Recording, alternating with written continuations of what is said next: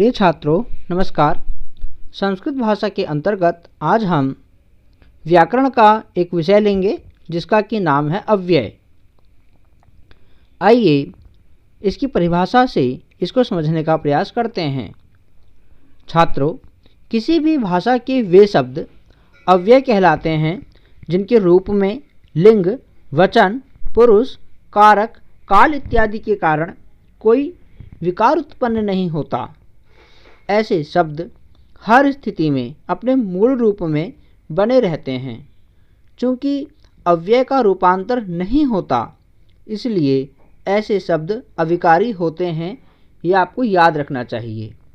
अव्यय का शाब्दिक अर्थ होता है जो व्यय ना हो, अर्थात जो कभी खर्च ना हो। छात्रों, आप जान चुके हैं कि अविकारी शब्दों को ही अव्यय कहते हैं। इसे याद रखिएगा। संस्कृत में अव्यय मुख्य रूप से 4 प्रकार के होते हैं। पहला क्रिया विशेषण, जिसे कि एडवर्ब कहते हैं। समुच्चय बोधक अव्यय कंजक्शन, संबंध बोधक अव्यय प्रीपोजिशन, विस्मयादि बोधक अव्यय इंटरजेक्शन अव्यय के ये भेद होते हैं। छात्रों, इसका तो विस्तार से अध्ययन हम कभी आगे की वीडियो में करेंगे। आज हम इन्हें किस प्रकार से पहचाना जाता है तथा इसका प्रयोग किस प्रकार से किया जाता है उस दृष्टि से समझने का प्रयास करेंगे। तो आइए कुछ उदाहरणों से इन्हें समझते हैं। सर्वप्रथम एक उदाहरण लेते हैं हिंदी में। तुम कहाँ जा रहे हो? प्रस्तुत वाक्य में जो कहाँ शब्द है वह अविकारी शब्द है, अर्थात अव्यय शब्द है।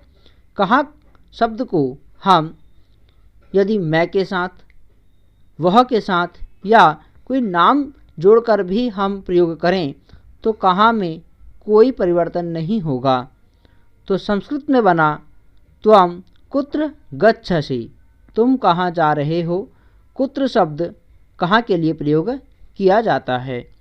इसी प्रकार से कदा कब, सह कदा विद्यालयम गच्छति। कदा शब्द यहाँ पर अव्यय है, वह कब विद्यालय जाता है। अत्र, यहाँ, मैं यहाँ रहता हूँ। अहम अत्र निवसामि, अत्र शब्द यहाँ पर अव्यय हुआ। इसी प्रकार से शनैः धीरे, वह धीरे चलता है।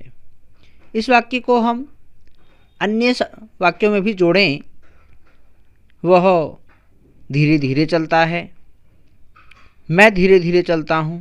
तो हम देखते हैं कि जो शनैः शब्द है धीरे के लिए, उसमें कोई परिवर्तन नहीं आता है। जैसे सः शनैश्चलति, गजः शनैः शनैः चलति। यहाँ पर शनैः जो शब्द है इसमें कोई परिवर्तन नहीं आया। अपि भी, इसको देखें। अहम अपि ग्रामम गच्छामि, मैं भी गांव जाता हूँ। यदि हम इसको बोलें तुम भी तो त्वम अपि, वह भी तो सह अपि। तो अपि शब्द उसी प्रकार से अपनी मूल स्थिति में है। यदि हम इतः ततः, जिसे कि इतस्ततः भी लिखा जाता है, परंतु आप उच्चारण की दृष्टि से इतः ततः बोलें तो आपको आसान रहेगा। इधर उधर, सः इतः ततः भ्रमति, वह इधर उधर घूमता है। इस वाक्य को हम देखें तो इतः ततः अव्यय शब्द हुआ। श्वः अर्थात आने वाला कल, मैं कल स्कूल जाऊंगा। तो संस्कृत में अहम श्वः विद्यालयम गमिष्यामि। तो हम आसानी से इसका भी प्रयोग यदि अन्य वाक्यों में करें तो श्वः अर्थात कल में कोई भी परिवर्तन नहीं होगा।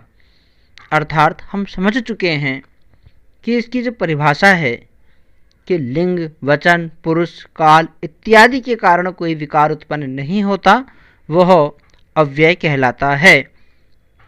तो छात्रों, इसी प्रकार से अन्य उदाहरण आप यदि अपनी पाठ्यपुस्तिकाओं में देखें और उनका वाक्यों में प्रयोग करें तो मैं समझता हूँ कि आप आसानी से इसका प्रयोग कर पाएंगे तथा इसको समझ भी पाएंगे, क्योंकि इनका इस्तेमाल आपको प्रायः पाठ्यपुस्तिकाओं में मिलता है। अंतिम उदाहरण को और लेते हैं। तत्र, वहाँ। वहाँ का प्रयोग हमें प्रायः ज़्यादा देखने को मिलता है। वह जयपुर में पढ़ता है, वहीं रहता है। सः जयपुरे पठति तत्र एव निवसति। तो वहाँ का प्रयोग हमने देखा कि इसमें भी लिंग, वचन इत्यादि जो भी हमने अभी बिंदु देखे थे उनमें कोई परिवर्तन नहीं होगा, तो अतः अव्यय हमको स्पष्ट हुआ। तो इसकी विस्तृत उदाहरणों की सूची आपको भेजी जाएगी इस वीडियो के माध्यम से। आप इसे देखिए और इन उदाहरणों को देख करके आप अन्य उदाहरणों को करने का प्रयास करें। मैं उम्मीद करता हूँ आपको यह अवश्य ही समझ में आया होगा। आज के लिए इतना ही। आगे अव्ययों को विस्तार से समझेंगे। तब तक के लिए नमस्कार।